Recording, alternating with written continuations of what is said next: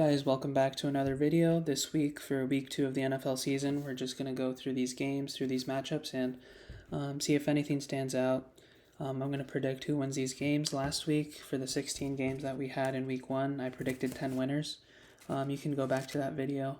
10 out of 16 is okay, but nothing crazy, The spread and money lines and stuff like that weren't really involved, so just straight up winners. It's alright, but I'm going to try to build off that, see if I can get more than 10 this week. Starting off with the Thursday night game and AFC East matchup. I like Buffalo in this game. Miami's actually favored, but I just trust Josh more in this scenario than I trust Tua. The Dolphins didn't look good for like 3 quarters last week, so they've dealt with some distractions like the Tyreek Hill situation and stuff like that, but I think Josh is locked in. I think he's relatively healthy, or as healthy as he'll be the rest of the season, because he does take a beating week in and week out. That defense can probably get a big stop here or there late in the game, so I like Buffalo in this spot. I love Baltimore in this spot as well. This is a no-brainer. I think they explode, put up more than 30, and I don't really see how Vegas can keep up. If Gardner Minshew couldn't really move the ball off the Chargers last week, I don't see how he's going to do it against like a Roquan Smith, Kyle Hamilton, guys like that. They're going to be hungry, raring to go after losing a tough one in Kansas City. I think the Chargers do win this game.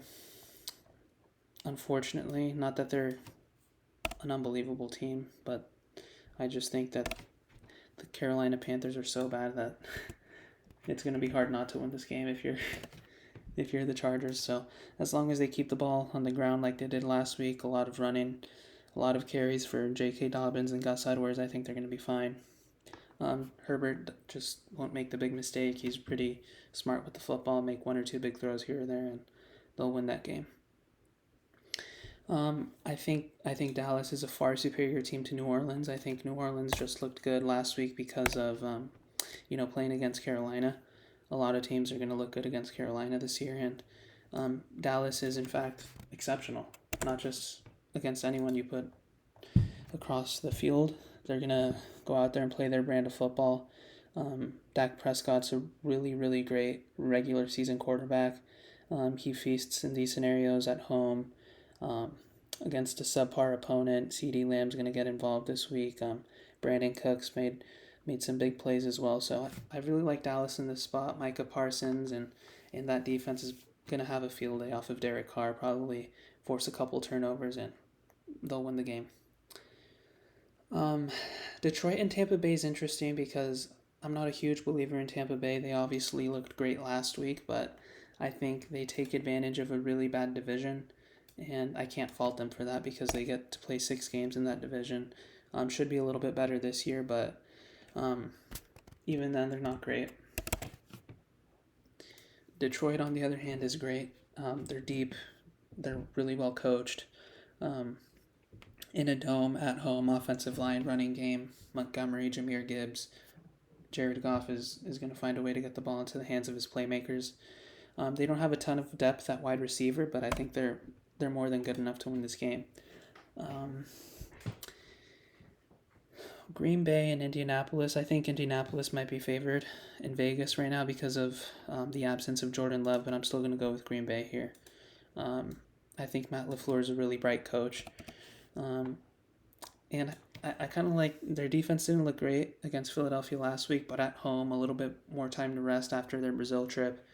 I think they can force 1 or 2 mistakes off of Anthony Richardson. Maybe he puts the ball on the ground, fumbles it, a little strip sack, or an interception, an ill-advised throw. But maybe 1 or 2 of those plays can really sway the game in favor of Green Bay.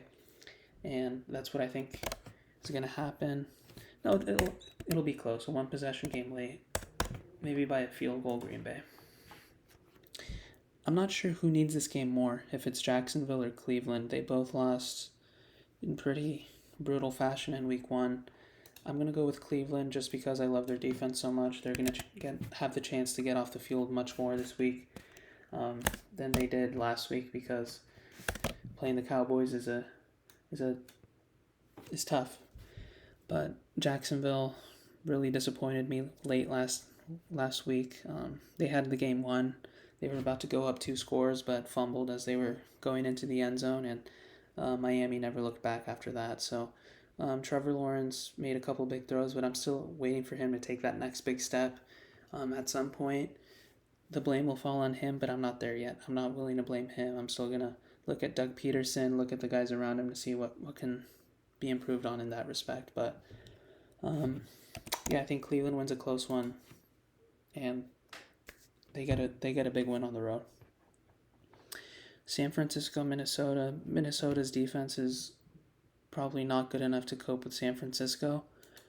If they push around the Jets like that, I'd imagine they're probably going to do the same to the Minnesota defense. So Sam Darnold looked great. He's going to play in a dome with Justin Jefferson and those weapons, but this is a much, much greater opponent than the New York Giants, like Fred Warner and Nick Bosa and Charvarius Ward on that defense. So I don't think that defense is exceptional by any stretch, but they're more than good enough to win this game. Seattle and New England. Noticing the trend, I think I'm favoring all the favorites in this game, so I'm actually going to go with New England at home, kind of still riding that wave of an exceptional week 1 win. Seattle, on the other hand, I don't trust completely. I can see them kind of getting flustered by this defense, kind of getting frustrated if this game is tight early in the third, late in the third quarter. Maybe Geno Smith makes a big mistake late. So New England can absolutely win this game again. Maybe like a 21-17 game that's frustrating for Seattle. And if Seattle loses on a cross-country trip that's as tough to embark on as any trip in the league, Seattle to New England, oh my gosh. Yeah, I think a lot of things are going well for Mayo and his team right now, so I'm going to go with the Patriots. I have to pick my Jets. I don't think this could easily be a trap game, so I'm not going to get too far ahead of myself and say they throw 30 or put up 30, but it should be pretty painless. I mean, run the football, get Breece Hall his touches. The O-line needs to absolutely create more holes for him because there was nothing against San Francisco, so do that. Get Breece Hall going early. Let Aaron Rodgers kind of ease his way into the game because Garrett Wilson will separate. He was separating last week. He's going to separate all year. And then Aaron has to kind of look beyond Garrett, I think. Try to continue to get Alan Lazard involved, maybe a Conklin out of the tight end position. Mike Williams is going to take more snaps than he did in week 1 because he was barely on the field, but this has to be a pretty painless game for the Jets. No injuries, no one really getting beat up. If it can be decided by the fourth quarter, even better, get some guys off their feet because they have a short week. Thursday night game against New England coming up after that. So I'm also going to go with the Giants, another upset here, an ugly game, probably like a 19-17 or something like that. Washington's fine. This is nothing against them, but not all the favorites are going to win, so I'm going to pick Washington as somebody to kind of underwhelm in this week. I'm going to go with the Rams here on the road. I just think maybe that game did take a lot out of them. A week 1 overtime game's never easy. And now you have to go to a division rival's house again, Arizona. Arizona's good, but defensively they have too many holes. If Josh Allen and the Bills put up 34, the Rams should have a comfortable time moving the ball as well. So, they're also going to put up points, but I think the Rams win. If they don't, it's probably fatigue and injuries because they're not healthy on the O-line and Puka's not healthy either. So, but I think Sean McVay and Matt Stafford and Cooper Kupp are good enough to overcome those things. Kansas City will win this game. That scoreline seems pretty fair. Yeah, it seems pretty fair. Maybe like a 24-20, something like that. Really close. Cincinnati plays them well. Historically, over the years, Joe Burrow gives Patrick Mahomes some trouble. But Kansas City's really good. They got better in the offseason. They got a little bit older, a little bit more mature on the defensive side of the ball. Some of those rookies are now second-year players. The second-year players are now third-year players, obviously, but they're just gaining more and more experience. They're going to get better throughout the season. The wide receiver room is vastly improved. Xavier Worthy and Hollywood Brown, let's see if he plays this week, can take the top off the defense, and then you have Travis Kelce and Rashee Rice on those underneath throws. So Mahomes has more weapons than he did last year, so I expect them to win this game for sure. I expect Pittsburgh to win, but very ugly. They haven't scored a touchdown yet. They won off 5 field goals, I believe. I don't think they're going to be able to do that, but maybe if they put up like 20. Their defense, TJ Watt is exceptional. He's up there with Myles Garrett. Those are the 2 best defensive players in the league, ahead of Micah, in my opinion, ahead of Nick Bosa. But TJ Watt's unbelievable. He's from another planet. He's going to give Bo Nix a lot of hell, for sure. Last 2 games, Sunday night and Monday night. Houston wasn't really tested last year. They had most of their games, almost all of them, in the 1 p.m. window, the 10 a.m. window on the West Coast. This is definitely not that. Everyone will be watching. They played a close game against Indianapolis. They got this one at home. C.J. Stroud seems like a good enough quarterback to deliver on that stage. Caleb Williams still has a lot of things to figure out. That offense has a lot of things to figure out. So I would say Houston covers. They're a little bit more ready for the moment. And I do like Chicago's defense. Like I said last week, they got a lot better late last year. And last week, obviously, they picked up right where they left off. So I think Houston and their skill positions and their weapons and C.J. Stroud, they're good enough to win out in this one. Philadelphia versus Atlanta.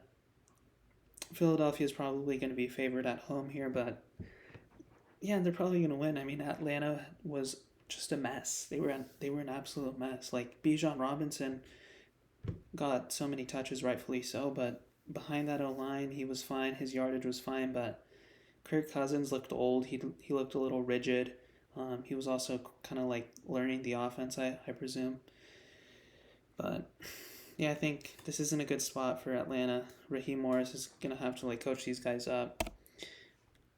Yeah, they didn't even put up 20 points. They lost to a team that didn't score a touchdown, so I'm not going to pick them this week at all.